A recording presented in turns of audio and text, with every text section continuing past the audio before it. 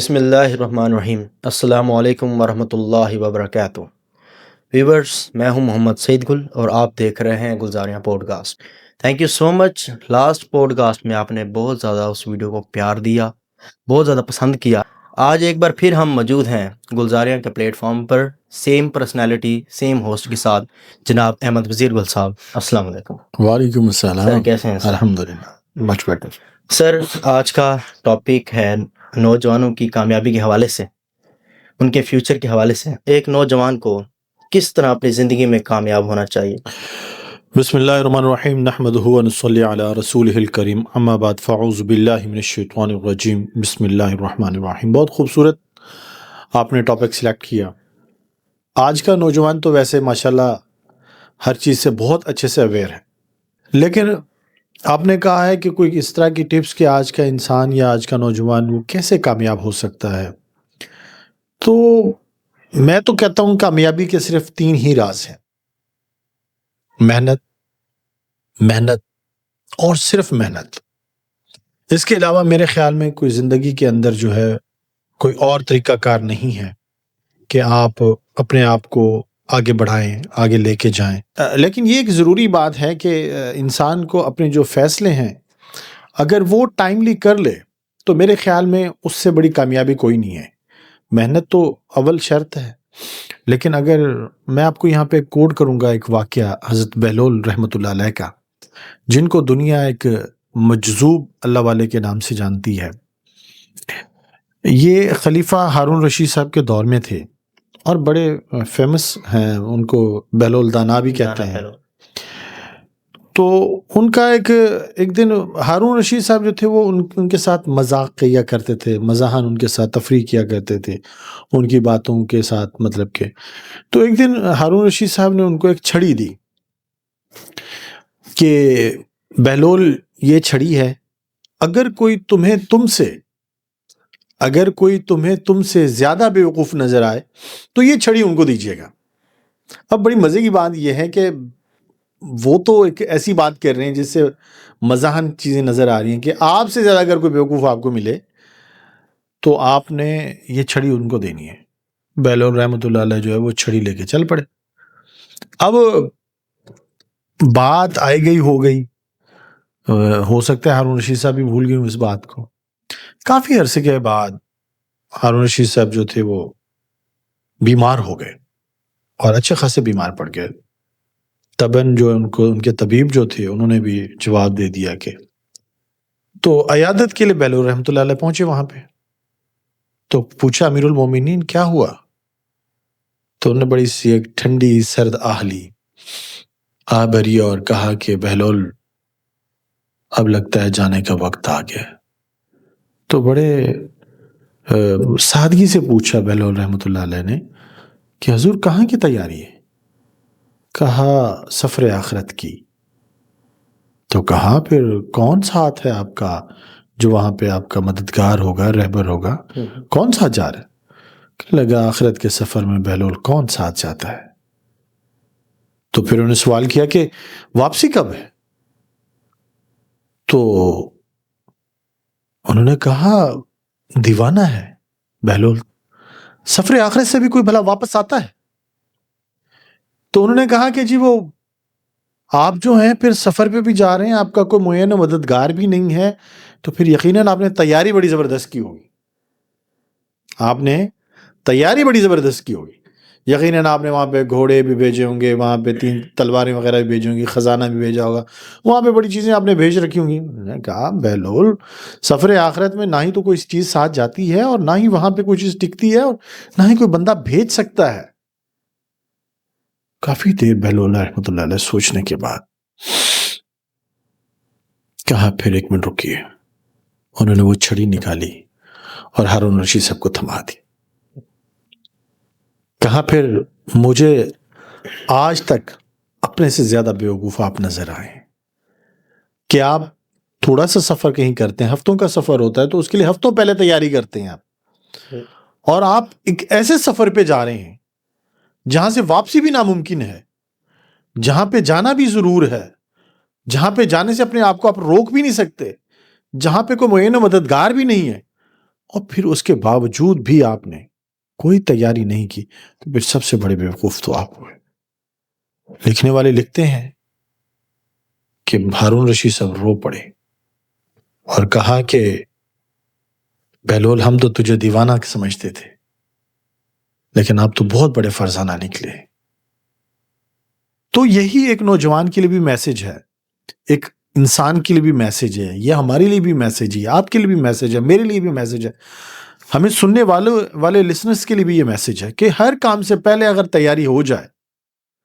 ایک بچہ ہے، وہ اگر اس نے جا کے پیپرز دینا ہے تو وہ بیٹھا رہے کہ جی ابھی تو 5 دن پڑے ہیں، 10 دن پڑے ہیں، 8 دن پڑے ہیں، کل کر لوں گا، پرسوں کر لوں گا، اور پتہ چلے جی صبح کر لوں گا، صبح اٹھ کے کر لوں گا، اور صبح اٹھ کے بھی اس کی تیاری نہ ہو سکی، تو پھر یقیناً وہ وہی ہوگا جو بہلول رحمۃ اللہ نے کہا تھا۔ بالکل۔ تو میرے خیال میں ایک نوجوان کو یا ایک انسان کو سب سے جو بیسٹ ہے اس کو ٹائملی اپنی تیاری کر لینی چاہیے۔ اچھا سر، تو آپ پاکستانی سوشل میڈیا کو کس طرح سے دیکھتے ہیں؟ ابھی آپ نے کہا کہ محنت، ایک نوجوان محنت بھی کرتا ہے، میں نے کافی نوجوان دیکھے ہیں جن کے پاس ہائی فائی ایجوکیشن ہے، ڈگریاں ہیں، وہ محنت کرتے ہیں۔ ابھی میں آپ کو پاکستان جب ٹک ٹاک شروع ہوا تھا 2019 میں، اس ٹائم کچھ جو نوجوان تھے وہ ٹک ٹاک لائیو ادھر ادھر بڑی ان کی ویڈیوز آج بھی دیکھو تو عجیب ہی وائب آتی ہے۔ تو اس دور میں کچھ نوجوان جو ہے وہ محنت میں لگے رہے ہیں، وہ اسٹڈی کرتے رہے ہیں، لیکن ان کی نسبت جو ٹک ٹاک والے تھے، جو الٹی سیدھی حرکتیں کرتے تھے، چھلانگے لگاتے تھے، وہ زیادہ ان سے کامیاب ہیں، وہ ایروپلینس میں گھوم رہے ہیں۔ بڑا خوبصورت سا سوال آپ نے مجھ سے پوچھا۔ میں سمجھتا ہوں کہ اس سے آج کے دور میں اس سے اچھا کوئی سوال انٹرنیشنلی ہو ہی نہیں سکتا۔ مجھے یہاں پہ حضرت علامہ اقبال صاحب کا ایک شعر یاد آ رہا ہے، مسجد تو بنا دی شب بھر میں ایمان کی حرارت والوں نے، من اپنا پرانا پاپی تھا برسوں نمازی بن نہ سکا۔ گزارش یوں ہے کہ آپ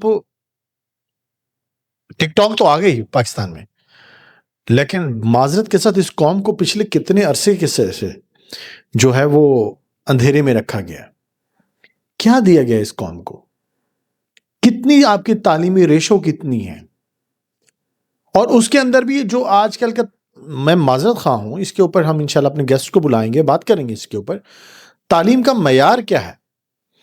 اب دیکھیں، جو قوم ٹک ٹاک دیکھنے والی جو ہے، اس میں جو چند لوگ ہیں وہ سنجیدہ لوگ ہیں۔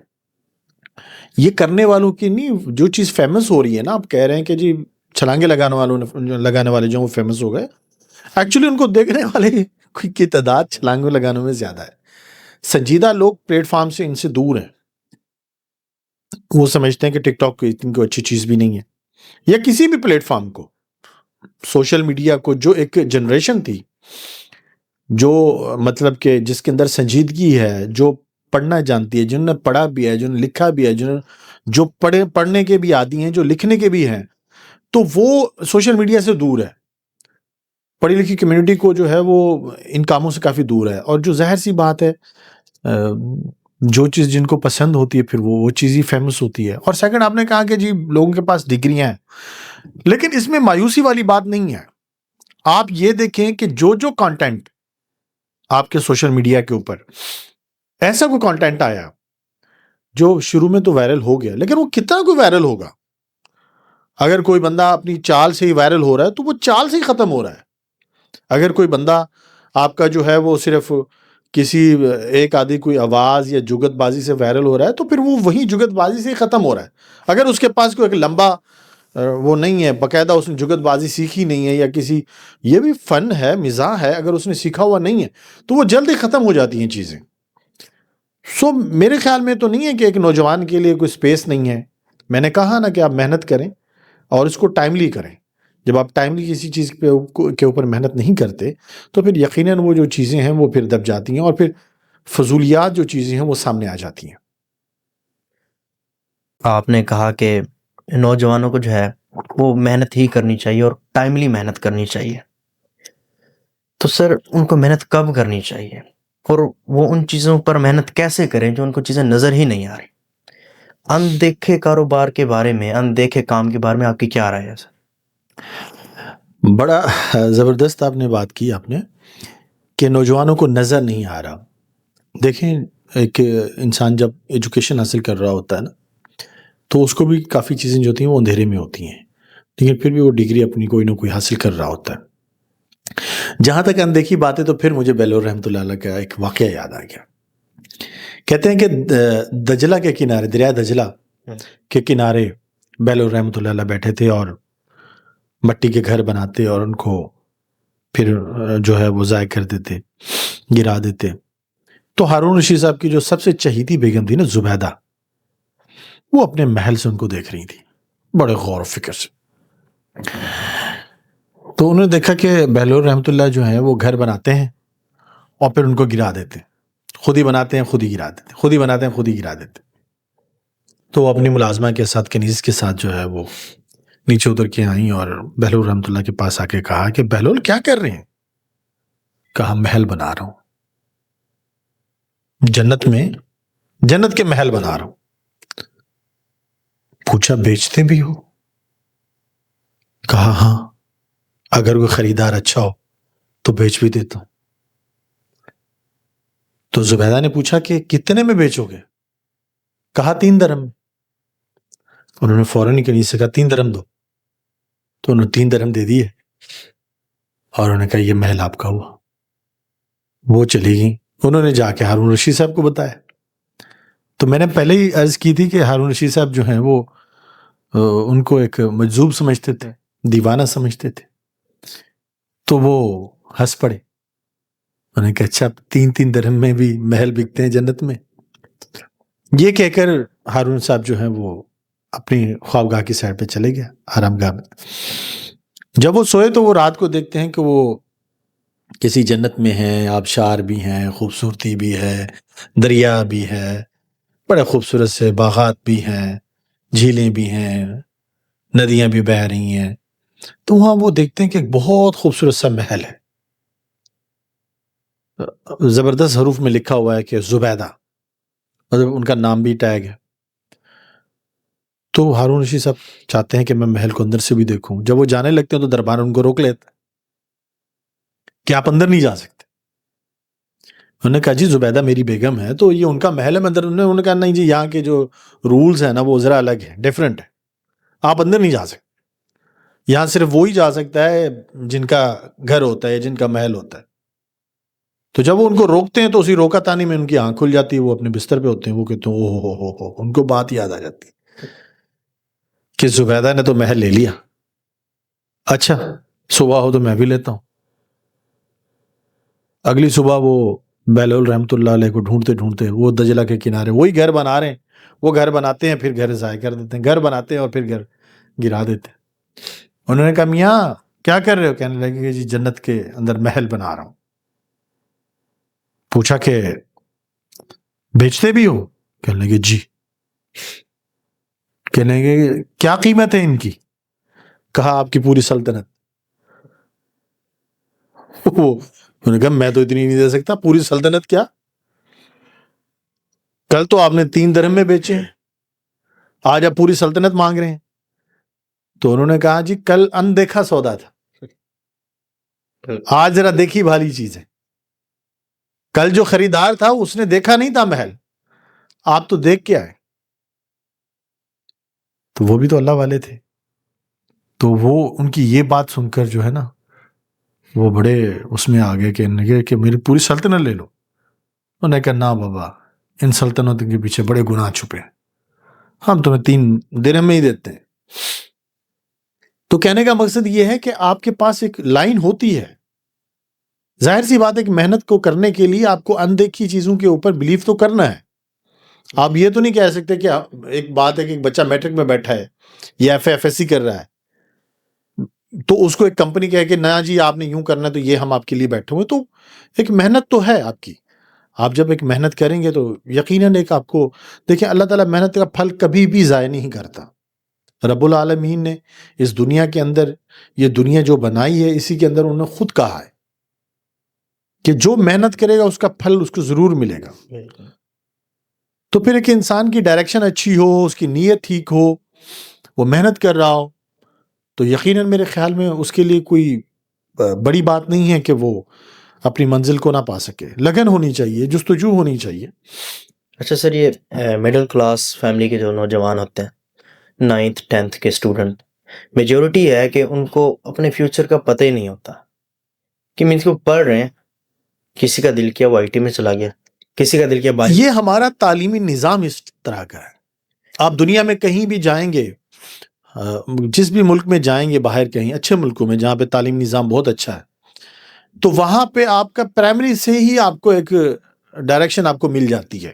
ان کا ایم نہیں ہوتا, ان کو پتہ نہیں ہوتا ہم کر کے آ رہے ہیں. دیکھیں نا جی, آپ دنیا کے کسی بھی اچھے ملک میں چلے جائیں تو وہاں ایجوکیشن کا معیار یہ ہے کہ آپ کو فرسٹ ڈے سے آپ کے ذہن میں آپ کی چیزیں ڈالنے شروع کر دیتے ہیں. اگر آپ انجینئر ہیں تو آپ کو ان چیزوں کے ساتھ ہی جو ہے آپ کو دکھائی جائیں گی. اگر آپ سافٹ ویئر انجینئر بننا چاہتے ہیں تو آپ کو اسی لیپ ٹاپ اور کمپیوٹر کے اوپر دیا جائے گا. اگر آپ لا کرنا چاہتے ہیں تو آپ کو فرسٹ ڈے سے وہی اسٹڈی, قانون اور لاز وغیرہ آپ کو پڑھائے جائیں گے. تو ہمارے ہاں نظام تعلیم یہ ہے کہ ہمارا بچہ میٹرک کیا FSC تک بھی چلا جائے تو اس کی کوئی ڈائریکشن نہیں ہوتی. تو انشاءاللہ امید ہے اللہ تعالیٰ سے, یہ ہمارا ملک ہے, ظاہر اسے ہم نے ہی ٹھیک کرنا ہے, آپ نے ٹھیک کرنا ہے, ہم نے ٹھیک کرنا ہے, آج کے نوجوانوں نے ٹھیک کرنا ہے, یہ جو ویور سن رہے ہیں انہوں نے ٹھیک کرنا ہے. تو یقیناً میرے خیال میں کہ آہستہ آہستہ بہت ساری چیزیں جو وہ بیٹر ہوئی ہیں, جو آج سے 10-15 سال پہلے نہیں تھی آج وہ بہت بہتر ہوئی ہیں. آج سے 10-15 سال جو پہلے ایک شعور بہت کم تھا آج وہ موجود ہے. آج کا جو بچہ ہے یا آج کا نوجوان, جیسے میں نے سٹارٹ میں ہی کہا تھا کہ آج کا جو نوجوان ہے وہ بہت ساری چیزوں سے اویئر ہے. ظاہر سی بات ہے, یہ جب آج کا نوجوان اویئرنیس والا نوجوان جو ہے یہ کل کو پیرنٹس بنے گا تو وہ اپنے بچوں کے لیے بہت پہلے سوچنا شروع کر دے گا. پھر دیکھیں جس چیز کی مارکیٹ میں ڈیمانڈ ہوتی ہے نا, تو وہی چیز جو ہے وہ آ کے بکتی ہے. جب پیرنٹس کے دل میں یہ بات آئے گی کہ ہمارے بچے کو ایسا کوئی اسکول ملے کہ جس کی ڈائریکشن جو ہے وہ 5th سے پرائمری سے اسٹارٹ ہونی چاہیے, تو پھر یقیناً ایسے اسکول بننے شروع ہو جائیں گے. جب ہمارے دلوں میں ایک بات ہے کہ ہمارا بچہ انگلش بڑی اچھی بولے, حالانکہ انگلش بولنا کوئی غلط بات بھی نہیں ہے, لیکن اتنی ضروری بھی نہیں ہے کہ نہیں جی انگریزی کے بغیر آپ کا گزارا نہیں ہے. یہ کلچر ہو گیا, یہ اب کلچرل چیزیں آ گئی ہیں, یہ شو بازیاں ہیں. اگر آپ کو اپنی تعلیم بچے کو ویسے بھی دینی ہے تو اس کو اس کی مدر لینگویج میں دینی چاہیے تاکہ اس کو پتہ چلے. سو میرے حساب سے میں جو سوچتا ہوں کہ انشاءاللہ تعالیٰ یہ جو جنریشن آگے ہے, ہم بڑے ہوپ فل ہیں. انسان کو مایوس نہیں ہونا چاہیے. تو یہ جنریشن, ان کی جب بچے ہوں گے تو یہ پہلے سے پلان کر کے بیٹھے ہوں گے, اور اسکول جو بنانے والے بھی پہلے پلان کر کے ہی آئیں گے.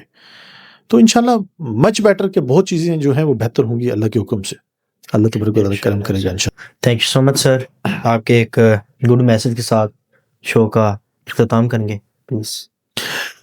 Thank you so much viewers کہ آپ ہماری لاسٹ ایپیسوڈ کو بھی آپ نے پسند کیا اور بڑا سراہا. آپ نے ہمارے بچوں کے کانفیڈنس کے اوپر بھی آپ نے بڑا پیار دیا, اور ہماری باتیں بھی آپ کو اچھی لگتی ہیں. اگر اچھی لگتی ہیں تو فیڈ بیک ضرور دیجیے گا. اپنا اور اپنے ارد گرد کے لوگوں کا ڈھیروں سارا خیال رکھیے گا. پاکستان سے محبت کیجیے گا, کیونکہ وہ پاکستان سے محبت کرنے والے اور پاکستان کو آگے لے کے جانے والے ہی ہمارے سروں کا تاج ہے. اللہ تبارک و تعالیٰ آپ کو اور آپ کے اہل و عیال کو اپنے حفظ و امان میں رکھیے. پاکستان زندہ باد. زندہ باد.